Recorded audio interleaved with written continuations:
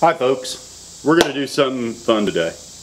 We're going to draw a little analogy. This is something that could happen to you eventually, and this is the reason why you should have a nighttime pistol ready at hand at all times, someplace where you can get to it, secure enough though that children can't get to it. You can do that with a simple thumbprint safe or a push button safe, or just a nice little lockbox if you happen to have a very easy access key, but make sure it's something you can get to quick. Seconds count in these incidents. You're laying at home in bed and all of a sudden you hear a bump in the night.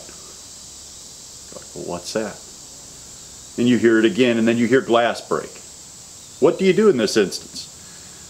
The first thing you better do is you better tell your wife to go get the kids if you've got kids and get them to a secure location. If you don't have one worked out yet, you need to work this plan out. This is something you should be practicing for. You should at least let your kids and your wife know what they are to do if somebody comes through that door in the middle of the night. So they're in their safe place now, and you can hear somebody coming into your house. Now, a lot of states differ when it comes to castle law.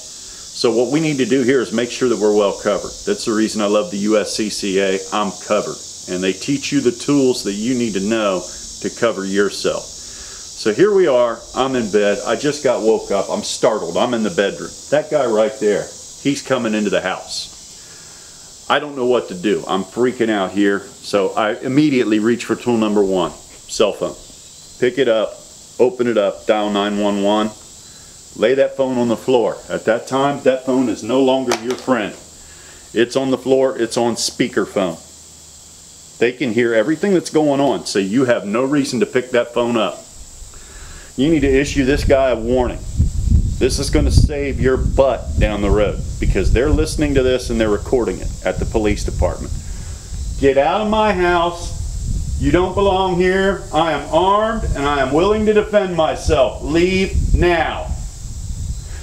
You can hear him in the living room now.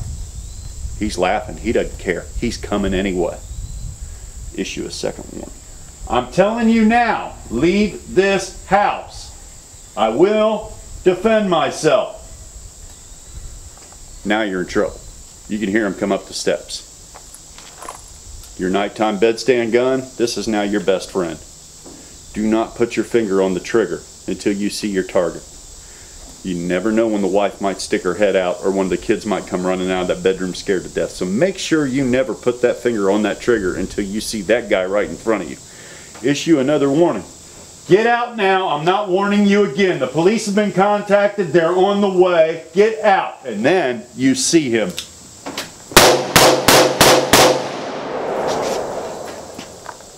Lay your gun on the floor. Pick the phone back up.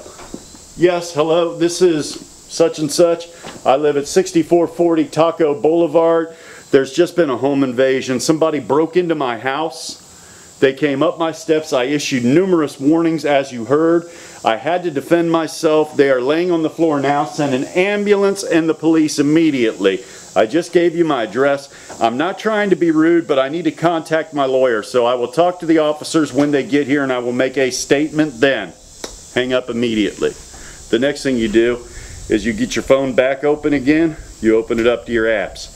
You go right here, you click your USCCA app. That is your next tool.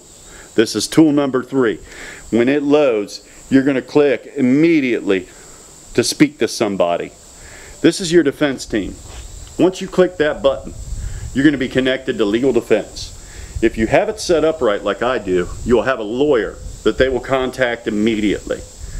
They're going to tell you to make a statement briefly to police explaining what happened, why you had to defend yourself, what you did.